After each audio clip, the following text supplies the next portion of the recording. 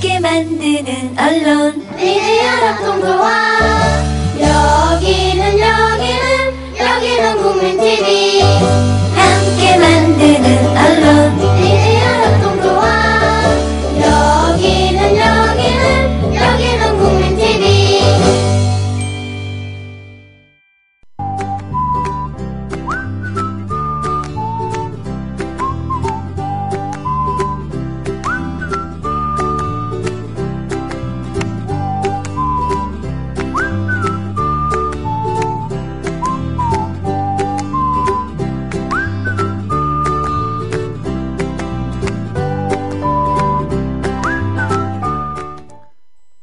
유민이는 참 기특한 딸입니다. 그리고 저는 참 못난 아비입니다. 주말에 유민이를 만났다고 해도 세월호가 침몰하지 않는 건 아니었겠죠. 유민이의 죽음을 막을 수는 없었겠죠. 아니죠. 저와 장난치다가 발목이라도 다쳐서 수학여행을 못 가게 됐다면 죽지는 않았겠죠. 부질없는 생각만 해봅니다. 마지막 한 번이라도 더 볼 수 있는 기회를 제 스스로 차버렸습니다. 되돌릴 수 없습니다. 못난 아비입니다.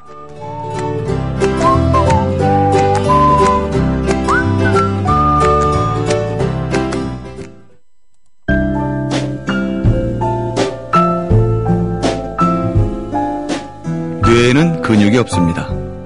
책은 섹시한 뇌를 위한 체육관. 국민라디오 전영관의 30분 책 읽기. 네, 낭송 시간입니다. 못난 아빠 김영호 씨 책이죠. 유민 아빠 김영호 씨의 책입니다. 오늘은 여러분들 다 아시는 날이니까 낭송으로 제가 이 책을 골랐습니다. 이제야 철이 드는 못난 아비입니다. 이런 부제가 달려 있습니다. 여러분들도 많이 보셨겠지만 날이 날이니만큼 제가 몇 군데 이렇게 시간대별로 맞춰서 몇 개를 한번 읽어보도록 하겠습니다. 참사 전 얘기인데요. 충남 아산시 회사에서 야근을 마치고 아산정에서 화를 쏘고 집에 가는 길에 유민 엄마한테 전화를 받았습니다. 유민이가 타고 가던 배가 침몰했는데 전원 다 구조됐대. 지금 유민이 데리러 진도 가고 있어. 유민이가 왜 배를 타? 수학여행 갔잖아.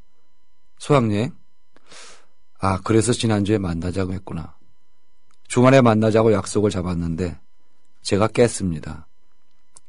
토요일과 일요일에 특근이 잡혔거든요. 저는 돈을 모아야 했기 때문에 주말엔 거의 야근을 했습니다. 그날도 유민이한테 다음에 만나자고 했더니 알았다고만 하더라고요. 수학여행 간다는 말은 입도 뻥끗 안 했고요. 주말에 만났어도 안 했을 녀석입니다. 수학여행 간다는 것을 알았다면 제가 어떻게든 용돈을 보냈겠죠. 그럴까봐 말을 안 했던 것입니다. 유민이는 자기 용돈을 모아서 수학여행 경비를 마련했습니다. 부모가 어려우니까 부담 주기가 싫어서 자기가 다 알아서 한 것입니다. 유민이는 참 기특한 딸입니다. 그리고 저는 참 못난 아비입니다. 주말에 유민이를 만났다 해도 세월호가 침몰하지 않는 건 아니었겠죠. 유민이의 죽음을 막을 수는 없었겠죠. 아니죠. 저와 장난치다가 발목이라도 다쳐서 수학여행을 못 가게 됐다면 죽지는 않았겠죠. 부질없는 생각만 해봅니다. 마지막 한 번이라도 더 볼 수 있는 기회를 제 스스로 차버렸습니다. 되돌릴 수 없습니다. 못난 아비입니다. 저는 구조됐다는 말에 일단 안심을 하고 집에 들어가서 잠을 청했습니다. 저녁에 또 야근이 잡혀 있었으니까요. 그렇지만 잠이 오지 않았죠. 전원 구조됐다지만 명단에 유민이 이름이 나오지 않으니까 자꾸 불안해지는 겁니다. 네, 처음에 전원 구조됐다는 오보가 나왔었죠. 기가 막힌 노릇입니다. 오보라는 건 금방 밝혀지고 난리가 났습니다만 이런 분들, 내 딸이, 내 아들이, 내 가족이 그 배에 탔는데 생존자 명단에 이름이 안 나오면 어떡합니까? 달려가야 되겠죠. 그래서 팽목항 가는 이야기가 또 나옵니다. 이 부분 한번 읽어보겠습니다. 밤 11시가 다 되어서야 도착한 팽목항은 아비규환이었습니다. 몰려든 가족들은 제정신이 아니었습니다. 아이를 부르고 아빠를 부르고 연인을 부르는 소리가 팽목항에 갈기갈기 퍼져나갔습니다. 가족들이 울부짖는 소리가 바다 멀리 흩어집니다. 가족들은 극심한 두려움에 떨다가 배가 항구에 들어오면 우르르 몰려갑니다. 허탕입니다. 어떤 배든 배가 들어올 때마다 그러기를 반복합니다. 구조용 배인 것 같은데 들어왔다가 장비를 실더니 아무 말 없이 다시 나갑니다. 사람들이 물어봐도 묵묵부답이었습니다. 생존자가 있는지, 실종자는 몇 명인지, 구조는 진행 중인지 아무도 상황을 설명해주는 사람이 없었고 어디 가야 설명을 들을 수 있는지도 알 수 없었습니다. 진도체육관도 똑같은 상황이었습니다. 밤새 바다만 바라봤습니다. 배들이 기쁜 소식을 싣고 들어오기만을 기다렸습니다. 유민이는 살아있을 것이라고 주문처럼 주절거렸죠. 일반 어선도 구조에 나섰다는 이야기를 듣고 유민이는 어느 섬에 있을 것이라고만 생각했습니다. 예, 가족들이 다 그랬을 겁니다. 어선들까지 다 나서서 구조한다 그러니까 구조해서 물에 빠진 아이를 건졌으면 뭐 경우에 따라서는 집으로 데려갈 수도 있겠죠. 옷이라도 갈아입으라든지 추우니까 아니면 따뜻한 물이라도 먹이려고 그랬을 수도 있고요. 그렇지만 실상은 그렇지 않습니다. 더 이제 뭐 조사가 진행되겠지만 저희들이 알고 있는 바로는 당시에 사고 해역에 인근 어선들은 출입할 수 없었다고 알고 있습니다. 다 나가라 그랬다면서요. 언딘이 올 때까지 다 나가라 그랬다면서요. 물론 제 생각일 수 있습니다만 저는 그렇게 알고 있습니다. 다 나가라고 해서 출동했다가 도로 다 들어왔다는 거. 유민 얘기가 또 나옵니다. 자, 마침내 유민이가 도착했습니다. 유민 엄마와 함께 시신 거만소로 들어갔습니다. 한눈에도 유민이입니다. 얼굴도 유민이, 몸도 유민이었습니다. 절친과 함께한 팔찌도 유민이 것이었고 오른손 가운데 손가락에 점을 보더라도 오른쪽 발목에 상처 자국만 보더라도 유민이었습니다. 무엇보다 학생증이 목걸이처럼 걸려 있었고 명찰까지 꽂혀 있었으니 그것만으로도 확인이 가능했습니다. 그러나 하루를 더 기다려야 했죠. 이전에 몇몇 시신을 잘못 확인하는 바람에 소동이 있었죠. 확실히 하려고 DNA 검사를 해야 했습니다. 유민이 볼살이 홀쭉이 빠졌더라고요. 통통했었는데요. 왜 빠졌을까? 에어포켓이란 곳에 며칠이라도 살아있었던 게 아닐까? 살려고 버둥대다 살이 빠진 건 아닌가? 별 생각이 다 들었습니다. 8일 동안 아사리판과 다를 게 없는 정보하는 꼴을 봤더니 온갖 추측과 의심이 난무하는 까닭을 알 것만 같습니다. 다음날 저 혼자 시신 거만소에 갔습니다. 유민 엄마는 도저히 못 가겠다고 울기만 합니다. 최종적으로 유민이를 확인하고 소지품을 건네받았습니다. 학생증과 팔찌, 명찰, 그리고 휴대폰과 용돈 6만 원도 있었습니다. 그것들을 보고 저는 주저앉았습니다. 눈물이 하염없이 쏟아졌습니다. 10,000원짜리 6장을 보고는 너무 가슴이 아파서 엉엉 울고 말았습니다. 그 10,000원짜리에 유민이의 모든 게 들어있었습니다. 유민이가 어떤 아이인지, 유민이가 어떻게 살았는지 말입니다.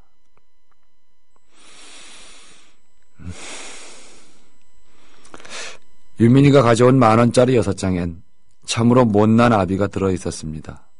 저 말입니다. 그중 한 장을 제 지갑에 넣어가지고 다닙니다. 지금도 그 10,000원짜리를 보면 눈물부터 쏟아집니다. 평생 지니고 다닐 겁니다. 제 삶의 나침반입니다. 돈을 하나도 안 썼네요. 타기 전에 뭘 살 수도 있었고 밤에 배에서 뭘 사 먹을 수도 있었는데 안 썼나 봐요. 아끼고 싶었겠죠. 제주도 가서 엄마 아빠한테 무슨 기념품 같은 걸 사고 싶어서 아마 참았을 겁니다. 뭐 저도 그랬고요. 여러분들도 어쩌면 다르지 않았을지도 모릅니다. 없이 사신 분들은 이거 공감합니다. 언론에 관한 이야기 한번 읽어보겠습니다. 23쪽입니다. 참사 첫날부터 진도체육관과 백목항에는 온통 기자들로 바글거렸습니다. 좋게 수백 명은 될 것 같은 기자들이 마구잡이로 여기저기 들쑤시고 있었죠. 언론사 차량들이 도로에 가득해 정작 급한 용무가 지연되기 일쑤였고 함부로 카메라를 들이대는 등 유가족에 대한 배려도 없었죠. 화도 나고 매우 불쾌했지만 그럼에도 기자들을 붙잡고 이야기했습니다. 현장이 어찌 돌아가는지, 구조는 왜 안 되고 있는지 아무도 말해주지 않는다. 정부는 사태 파악도 못하고 있다. 현장 책임자가 누군지 모르겠다. 이런저런 장비가 필요하다. 등등 많은 이야기를 했는데도 제대로 보도가 안 되는 겁니다. 기자들은 누구보다 현장을 똑똑히 지켜보고 있었습니다. 그러나 방송에선 현장이 정확히 알려지지 않았고요. 참 야속했습니다. 사실이 실상이 똑바로 보도가 돼야 세상이 알고 국민이 알아서 중지를 모으든 지혜를 모으든 할 것 아닙니까? 세상이 국민이 알아야 정부를 압박해서 구조든 뭐든 촌각을 다투어 뛰어들지 않겠습니까? 현장의 기자들이 다 아는 사실은 왜 방송은 사실대로 정확히 내보내지 않는지 참으로 야속했습니다. 왜 그랬을까요? 왜 제대로 보도되지 않았을까요? 도대체 뭘 숨기고 싶어서 숨겨야 될 것이 무엇이 있었길래 이랬을까요? 답답합니다. 유민호 씨 노조 얘기도 있었죠. 이거 한번 읽어보겠습니다. 월급도 늘었지만 자식들 학자금이 나온다는 게 엄청 기뻤습니다. 드디어 아빠 노릇 좀 하게 됐으니까요. 그래서 누구보다 먼저 유민이와 유나한테 자랑했던 것입니다. 이 회사 다니면서 국궁도 배웠고 열심히 활을 쏘았죠. 그러다 보니 술도 덜 마시게 되고요. 라면에 소주나 마시면서 밤을 낭비하던 버릇이 사라졌습니다. 당연히 몸과 마음이 훨씬 더 건강해질 밖에요. 정규직은 규정상 노조에 가입하게 되어 있습니다. 노조 활동에 적극 참여하길 당부하는 말도 종종 들었지만 내 코가 석자라 주말에도 특근에 매달렸습니다. 사진으로만 노조 활동하는 것을 봤습니다. 제가 다니는 회사가 민주노총 금속노조 소속이라 저를 강성노조원이라고 지레 짐작하는 사람들도 많더군요. 단식농성도 노조가 배우라는 말도 들렸고요. 난생 처음 노동조합을 접했고 이제야 노동조합이 뭐하는 곳인지 알아가는 중인데 강성은 뭐고 배후는 뭔지 잘 알지도 못하면서 되는 데는 말합니다. 딱 아니면 말고 식인 것이죠. 예, 노조 가지고 말이 많았었죠. 단식할 때 여러분들 기억하실 겁니다. 김영호 씨가 단식 2일차에 페이스북에 쓴 내용입니다. 어제 오후 1시부터 광화문 광장 이순신 동상 앞에서 단식을 시작했습니다. 2시쯤 서울시 공무원이 와서 여기서 주무실 겁니까? 유족들이 여기서 텐트 치고 이러셔도 아무 도움 안 됩니다. 고 하더군요. 우리 때문에, 세월호 때문에 시민들의 삶이 어려워지고 있다며 소리를 지르고 시민분께 그런 소리를 직접 듣자니 마음이 착잡했습니다. 오후 6시 반에 서울시 역사도심관리과장과 도심관리팀장이 와서 사과했습니다. 유가족이 천막 설치하는 것 제재하지 않겠다고 합니다. 네. 단식의 이야기들이 또 좀 나옵니다. 조금 더 뒤로 가면 공감에 대한 이야기가 있는데요. 공감에 대한 부분 한번 읽어보겠습니다. 50대로 보이는 남성 한 분이 벌써 1시간째 단식 농성장 주위를 맴돌고 있습니다. 아마도 저한테 오시려는 것 같은데 자꾸 망설이게 되나 봅니다. 한 벌의 발걸음을 하지 못하시는 분들이 종종 있습니다. 주로 중년 이상 되시는 남성분들입니다. 제가 시위이니 농성이니 단식이니 이런 말과 상황에 낯설었던 것처럼 그분들도 농성장을 찾는 게 생소하겠죠. 성인이 되고 처음 장례식장 갔을 때 어색함과 민망함 같은 것이겠죠. 그렇게 맴돌다가 그냥 되돌아가시는 분들도 종종 봅니다. 중년 남성분들이 여럿이 함께 오시면 망설이거나 머뭇대지는 않습니다. 그런데 이미 농성장 몇십 미터 전부터 어깨를 들썩이고 눈물을 뚝뚝 흘리십니다. 다 큰 어른들이 마치 아이처럼 소매로 눈물을 닦으며 한 걸음 한 걸음 오십니다. 막상 저와 대면해도 좀처럼 눈물을 멈추지 못하고 흐느끼기만 합니다. 결국 말은 한마디도 못하고 손 한번 잡고 가시는 경우가 대부분입니다. 중년 남성분들 말고도 그저 한참을 울기만 하다 가시는 분들이 적지 않았습니다. 울어야 할 사람은 나인데 나보다 더 서글프게 옵니다. 제가 막 달래줘야 할 정도로요. 대형 참사이니까 그런가 보다 생각했는데 나중에 알았습니다. 많은 어른들이 세월호 참사와 이후 1년의 과정을 지켜보면서 말할 수 없는 자괴감과 죄책감을 갖게 됐다고 합니다. 내가 세월호 선장이었어도 같은 행동을 하지 않았을까? 내가 해경이었어도 같은 행동을 하지 않았을까? 내가 정부 관료였어도 같은 행동을 하지 않았을까? 내가 피해자도 될 수 있지만 얼마든지 가해자도 될 수 있다는 사실을 깨닫게 됐다는 것이죠. 그 충격과 죄책감을 못 견뎌서 눈물을 쏟는 것이라 합니다. 제가 이 부분을 읽어드린 것은 가해자 심리 때문입니다. 우리가 공감에 의한 눈물, 슬픔 이런 것들도 있지만 이 구절이 저한테는 좀 와닿네요. 우리가 가해자가 될 수도 있다. 어떤 경우에는 무의식적인 가해자일 수도 있고 때로는 미필적 고의가 생길 수도 있잖아요. 물론 이런 대형 참사와 연결해서 말씀드리는 건 아니지만 일상생활에서도 그럴 수 있겠습니다 싶어서 이 구절을 한번 읽어봤습니다. 조금 뒤로 가면은 이제 단식이 많이 진행됐을 때의 얘기입니다. 이게 단식 38일차에 페이스북에 쓴 일기입니다. 기자회견한 대로 오늘 청와대로 갔습니다. 오전에 가니 청와대 행사로 일단 일반인 다 통제한다고 경복궁 돌담길 중간부터 막더군요. 무슨 행사냐니까 대회비래요.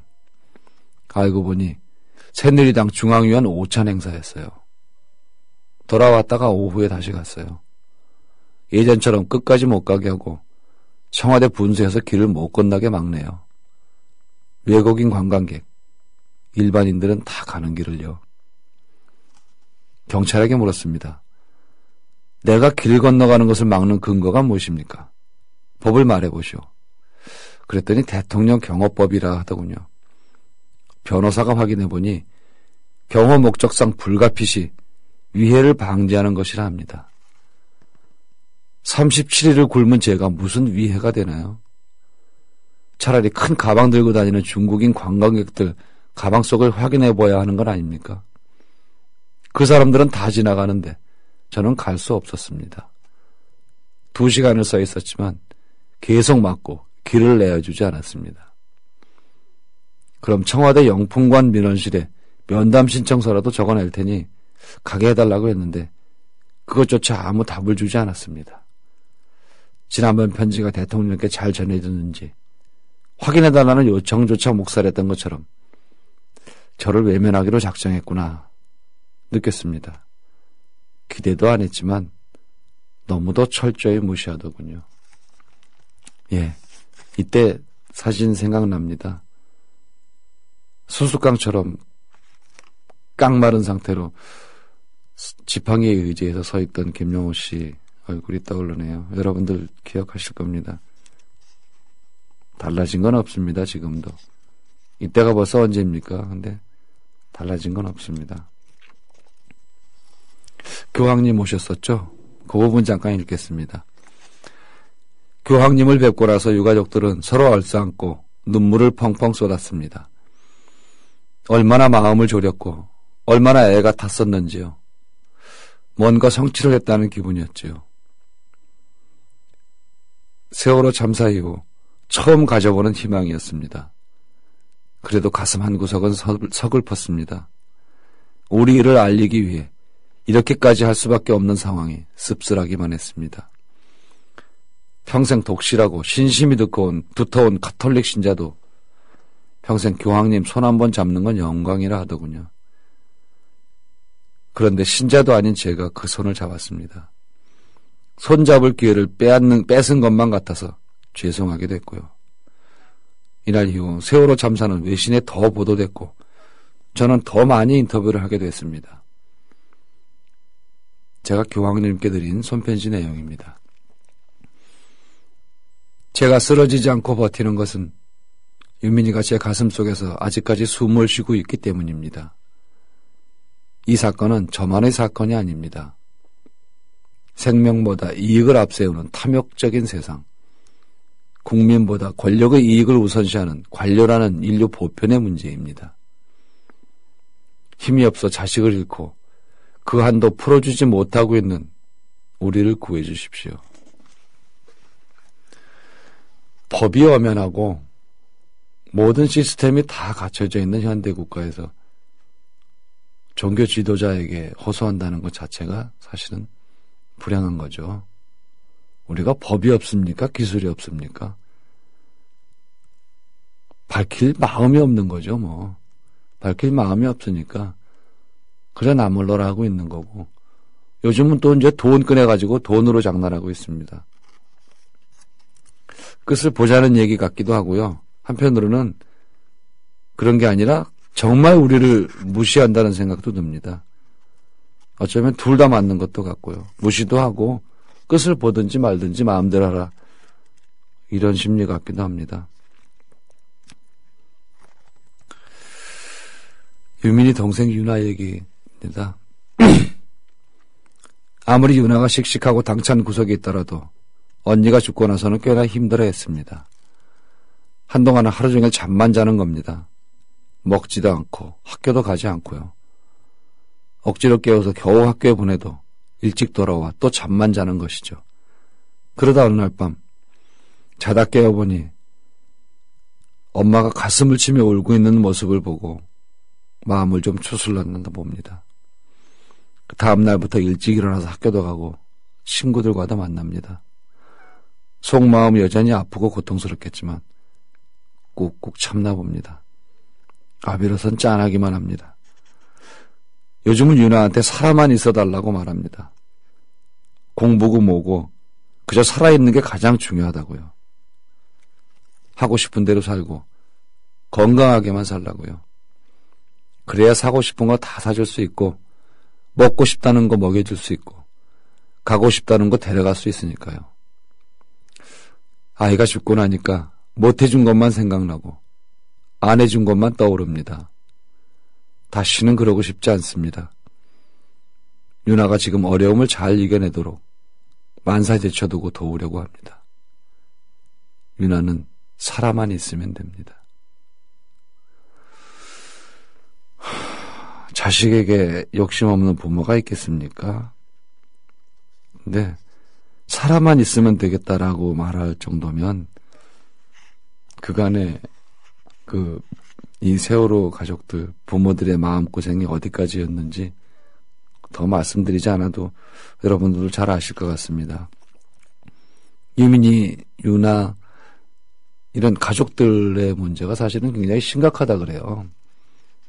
치료를 지속해야 되는데 참는 게 치료는 아니거든요.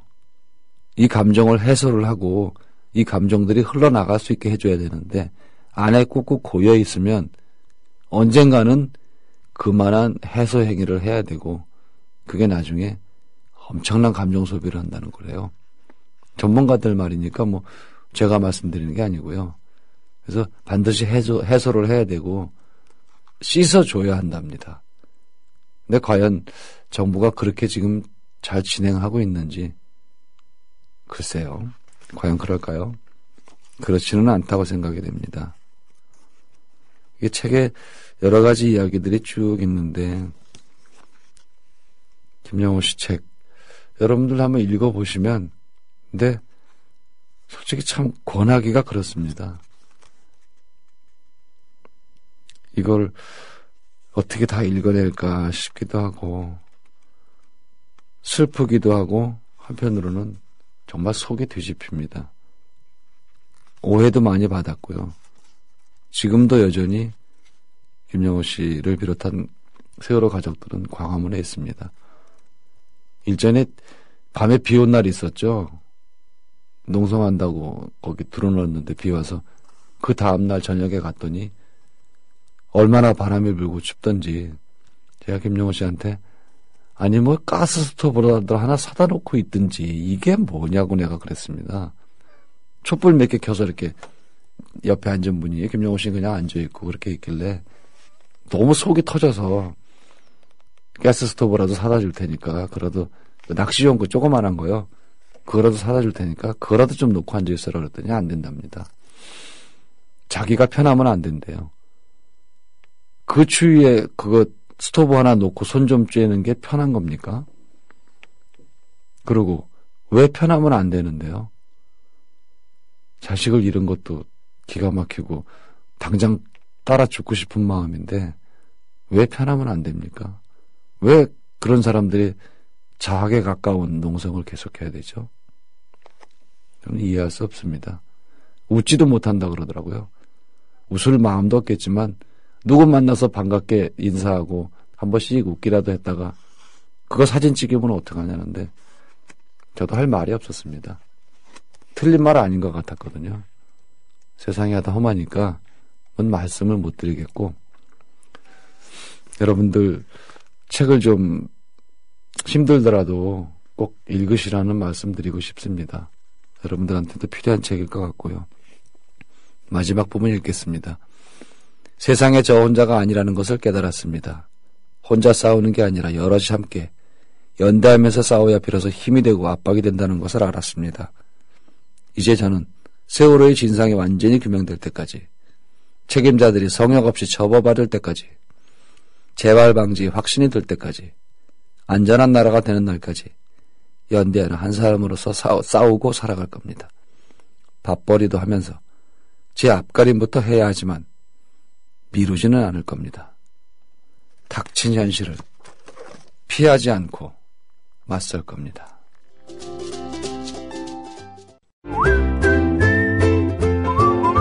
국민라디오 팟캐스트 응원하는 가장 쉬운 방법 아시나요? 다운로드하기, 별점 주기, 댓글 달기, 구독하기. 국민라디오 팟캐스트 널리 알리는 가장 쉬운 방법 다운로드하기, 별점 주기, 댓글 달기, 구독하기. 기억하세요. 다운로드하기, 별점 주기, 댓글 달기, 구독하기.